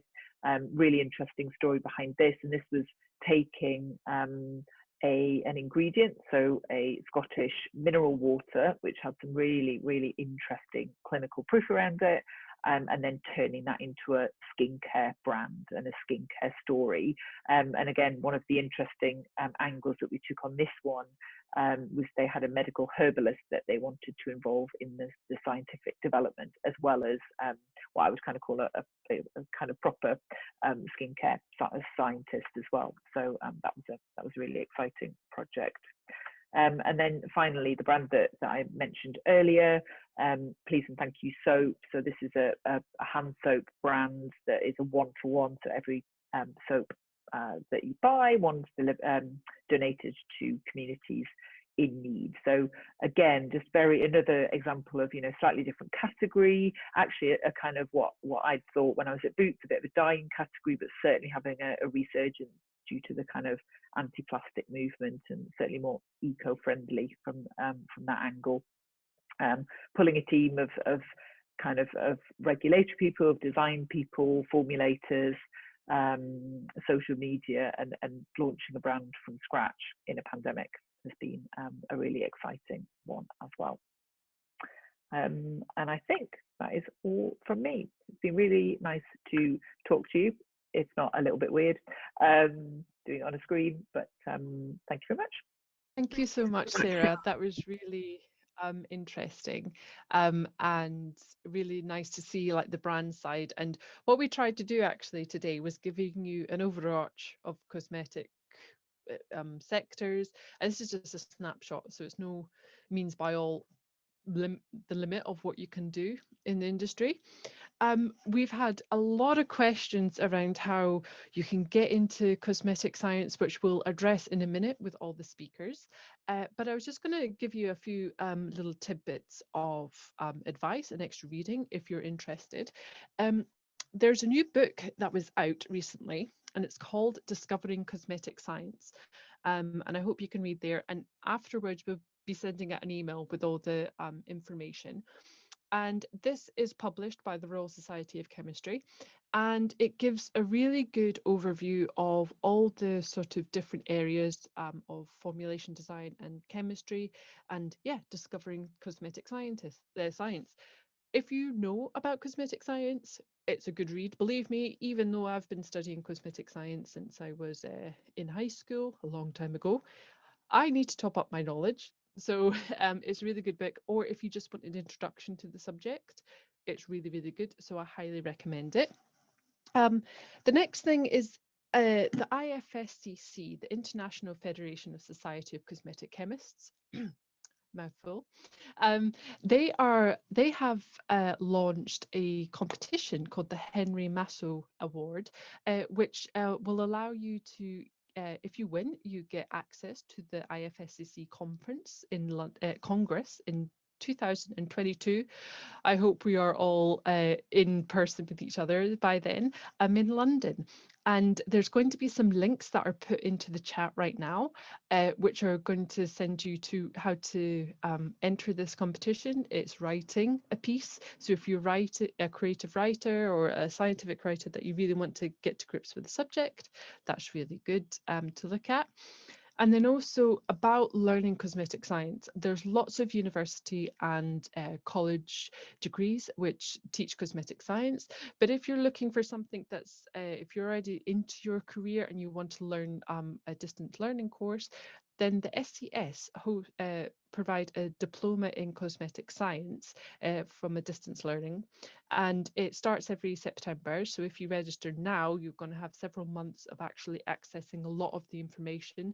And again, there's lots of links that we're putting into the chat, and we will send to you after in an email, because it's been a bit of an overwhelming Zoom session today, which will give you YouTube of guidance of how to dip your toe into the cosmetic science, if you like. So I want to welcome all the speakers to come and join me in the panel. So I don't have to take everybody's attention too much. Yay, hello, hi. Thank you guys so much. Like, I loved your presentations, and so did everybody else. Like, the chat has been really positive despite the technical issues. I'm going to start the first question, which there's been a lot of questions about how do you get into the cosmetic industry. Everybody's got different paths, but I think there's been a lot of questions of, if you haven't done cosmetic chemistry or science, and you've been engineering or you've done chemistry, what's the best way to segue into the industry? Anybody want to go first? Well, I'll give it a go. I don't think there's a definitive answer. That's the difficult thing. But and things are changing from when I was a lad. When I was a lad, I felt I had to do a PhD and go into research, but now you can do degrees in cosmetic science, which didn't exist when I was younger, which are a great start for people who are interested in a career in cosmetic science.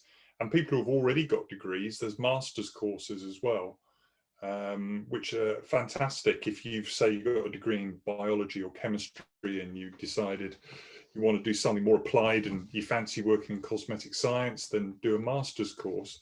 And if you're already in employment, like you've just said, you can do a diploma course. So there's plenty of things you can do now that, you know, have emerged since I first started in the industry. And it's, you know, if you're in the UK, I guess a lot of you are in the UK, you can have a look on the University of Sunderland website. They've got a degree course, and I think they're developing a master's course. They are developing a master's course. I know that because I'm teaching some of the modules. And then John Moores University, if you're in the Northwest, they run a master's course on cosmetic science. And then you've got De Montfort run a degree course on cosmetic science and pharmaceutical technology. I think it's something like that. And then you've got the School of, help me out here, the School of Fashion, London School of Fashion. They do a degree course. So there's a whole bunch of things you can do wherever you are in the country, really. I hope that's helpful. Yeah, that's helpful, Paul. Thank you. Anybody else got any comments or words of wisdom for getting into the industry? I think just to kind of build on what Paul said, what, you know, whether you're looking to get the qualification or you've got it, really network, whether that's through joining societies like the SCS, get active on LinkedIn, find the local companies, because again, talking about the UK, but across the world, there are companies, whether that be manufacturers, brand owners, ingredient manufacturers, there will be some, a company in the industry near you. Get to know them, get to know the people who work there through research, through the websites, through LinkedIn, and make a personal appeal. If you really want to work at a company, make a very personal appeal through a very good covering letter, and bug them. If your passion comes across for how much you want to work for a company, you will be noticed, and that's likely to get you the opportunity. Thank you, Laura. And while I have you on the main screen, we had a question that came in a couple of days ago asking about the distance learning course that's offered by the SCS and what experience it gave you able to take your career further.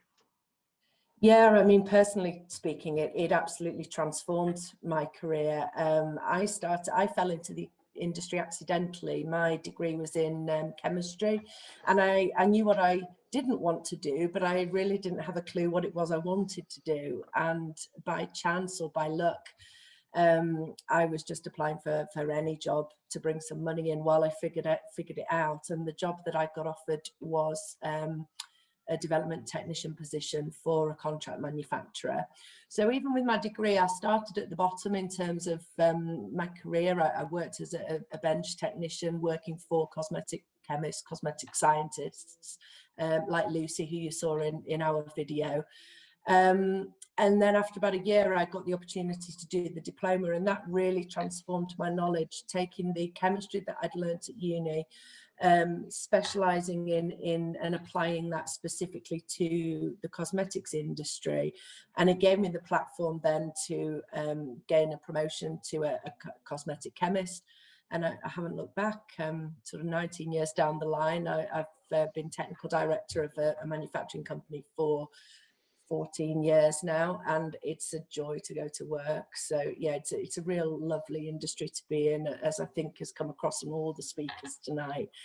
We all love what we do, and that's I think for me the most important thing. Thank you, Laura. Another question that I'm just going to quickly pose that came in a couple of days ago is to Francesca. And it's actually, we've had another few questions in the feed today, and it's about coming to the UK to study cosmetic science or to work in the industry. Now, the B word has happened, Brexit. Can you give any advice to anybody who's looking to come to the UK? Yes, I mean, back when I moved to the UK in 2013, the UK was still in the EU, so for European people was much easier to freely move here and try, you know, and build your career. I mean, personally, I moved here just after I graduated. 1 week I got my degree and I moved here, and, you know, just saw what happened. And, you know, with the time it all worked out.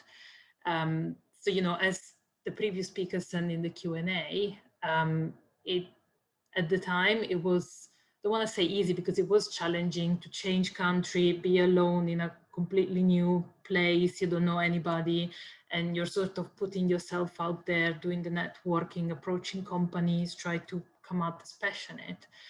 And sort of you could still do this, but from what I understood, the immigration scheme has changed a little bit after Brexit, a little bit. So, you know, it's not that if you are someone from Italy, like myself, or France, Germany, whatever, from outside of the UK, you can come here happily and just see how it goes. It's not going to work like this, unfortunately, going forward. There is a point type of immigration scheme here in the UK now, and you know, you need to collect a certain amount of points based on your qualifications, your knowledge of English, the role that you're going to take on, and the salary as well, because there is a salary gap. So for example, if you are just graduated and you really are going to start from the bottom, it might not really work, because you may not be paid enough to get you know, the salary limit threshold that was being set as part of the new immigration scheme. So, you know, maybe it might still be possible for you to arrive in the UK and start your career here, because maybe you are strong in other points, and despite not meeting the salary threshold, you might still get the threshold of the points that you need to be allowed to work here. Otherwise, you may seek some initial years in your own country and then maybe try to move to the UK when you do get to that certain level of the salary threshold, which is, I think, about £25,000 a year, if I'm not mistaken. Thank you, Francesca. I've got a quite an interesting question, and I hope I'm not insulting when I think like the Pauls may be able to answer this one. How has the industry changed? Well, over the past 10 years, how has the industry changed, and what's it going to change for the future? And you know, what have you seen in your lifetime in cosmetic science, and where's it going? Thanks, Lizzie, for that question. You're welcome. Well, I could say so many things. I mean, it's extraordinary for me to remember when I joined P&G back in 1988.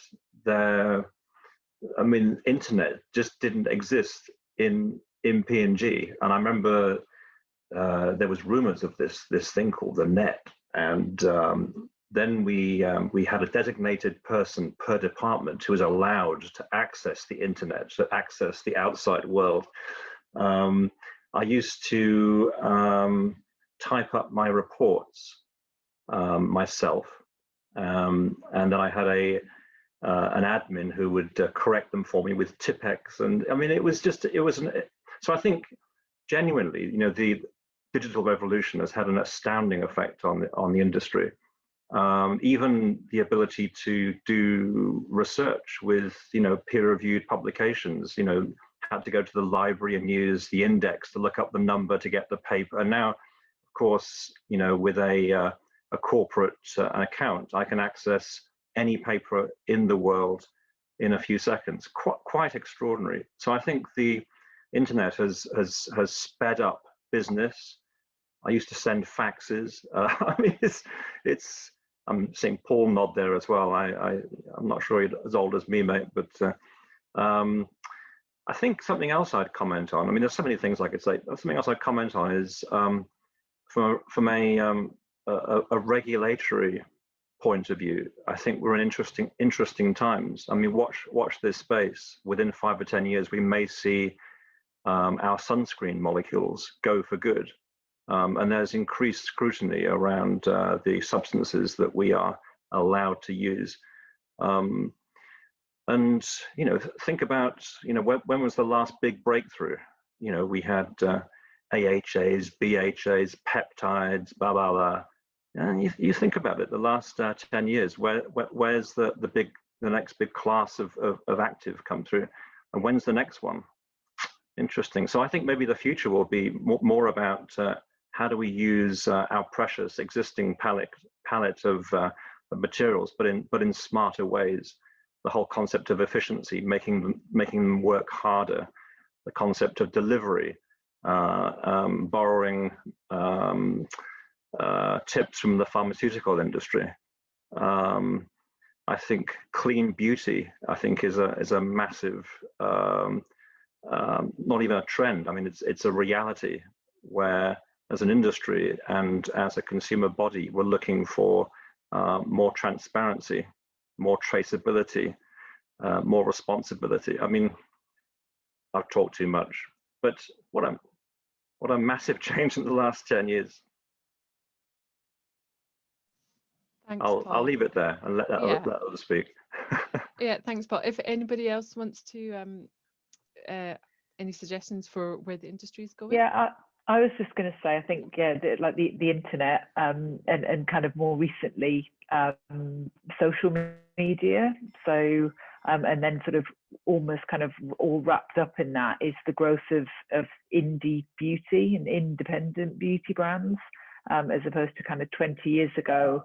It was definitely more of a sort of kitchen table existence, I guess, and there was quite a gulf between people who played with stuff on their kitchen table and the big kind of corporates, and now there's this whole kind of scope of brands and people in between. So that's really, whereas perhaps 20 years ago, if you wanted to work in beauty, you kind of had to work for a company, whereas now I see lots and lots of people sort of starting stuff from different angles, which is quite exciting. Definitely natural. Again, I do this quite a lot all the time, but natural beauty, probably 10 years ago was like a niche, and now it's kind of, I don't talk to any clients who don't mention something to do with natural beauty. And then I think the other thing is like the blurring of categories I've definitely noticed. So again, probably don't do an awful lot of brands nowadays that don't touch on wellness or some aspect of sort of mental health and kind of pulling.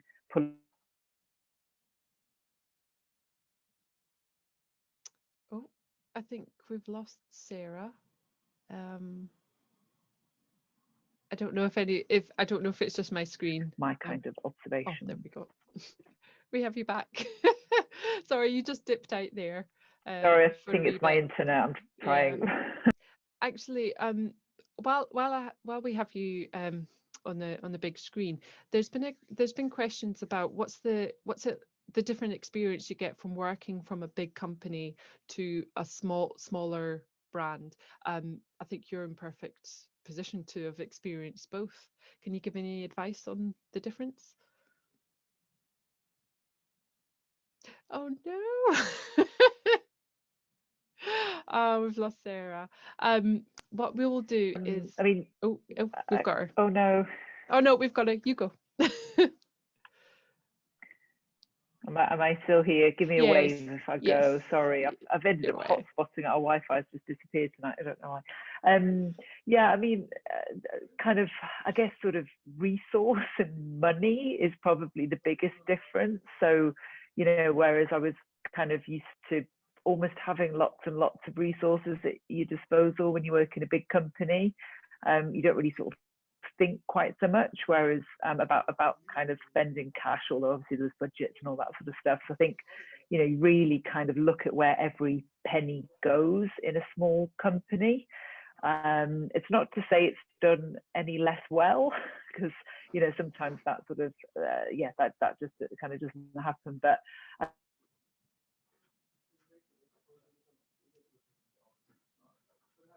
oh, I think we've lost Sarah again.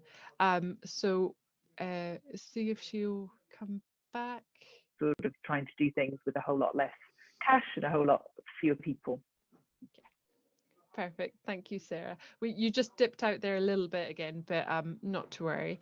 There was a question for Pippa, which I think is more like a networking question. Like, how did you come about of meeting your business partner?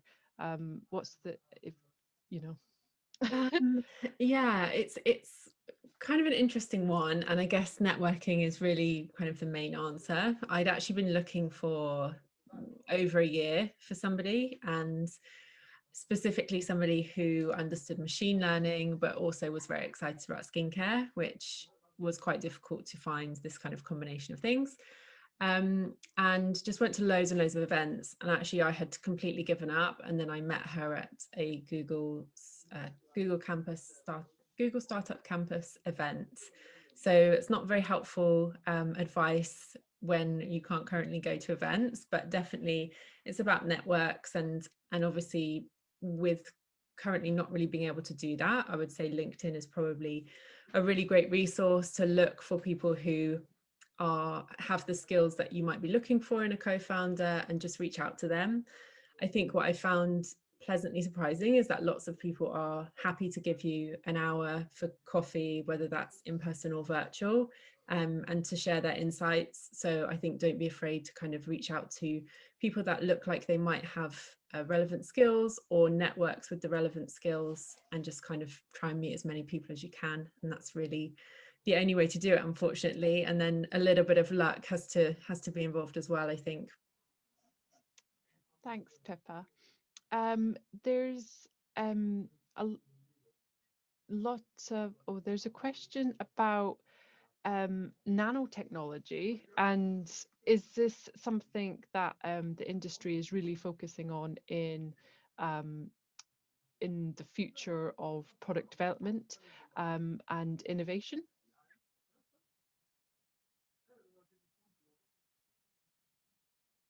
Anyone?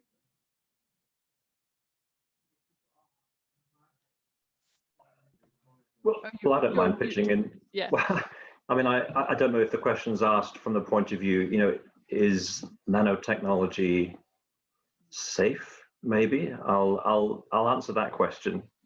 Yes, is the answer.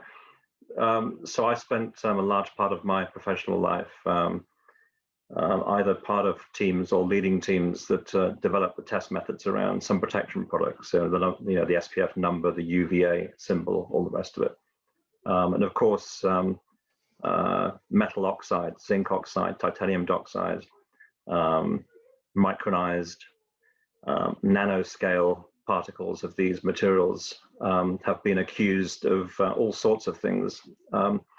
Maybe that they enter the skin, which is complete nonsense, by the way. Molecules diffuse, particles do not. And the stratum corneum, the top layer of the skin, its role is to keep the environment out. And unless you have compromised skin, that's a different issue. But in normal healthy skin, nanotechnology, at least in the form of micronized metal oxides, has no threat or health risk to humans or skin. It's wonderful technology, and I wanted to get that little piece in. I don't know if that was a question, but that's the answer that you got. Yeah, no, I think that was a relevant answer, because I guess, like, for anybody who's doing chemistry or just not cosmetic science and hears these words kind of going around, it's like, what's their role to play in the industry, and what's our knowledge, and where can we take it, and are we actually considering it and doing anything about it? So that's absolutely fine. We have run over 10 minutes over time. I kind of let it go on because we've got, to be fair, we have over 50 questions and I don't think we're going to get time to do them all tonight. But one of the main threads are that a lot of people are asking, as I said at the first question, is do they, they've done chemistry and engineering, is there positions in the industry? And I would say yes, there are positions, because it is a very multifaceted industry which utilizes a lot of different brains, a lot of different minds. that you need different skills depending where you're going. This is the first event that we've done, Cosmetic Careers, and we're looking forward to doing another one for you, hopefully in person, because I think we've all been zoomed out quite a lot. And you know, and it will give you a really good platform to network and to be really forward your career in the cosmetic industry. So one last thank you to all of our speakers that have done amazing work and presentations for tonight. Very sorry for the technical glitches, but the recordings will be available afterwards, and we will try and feed in a lot more questions for written answers, so we can address them all. Thank you very much for attending tonight, and have a lovely evening or morning or afternoon wherever you are in the world.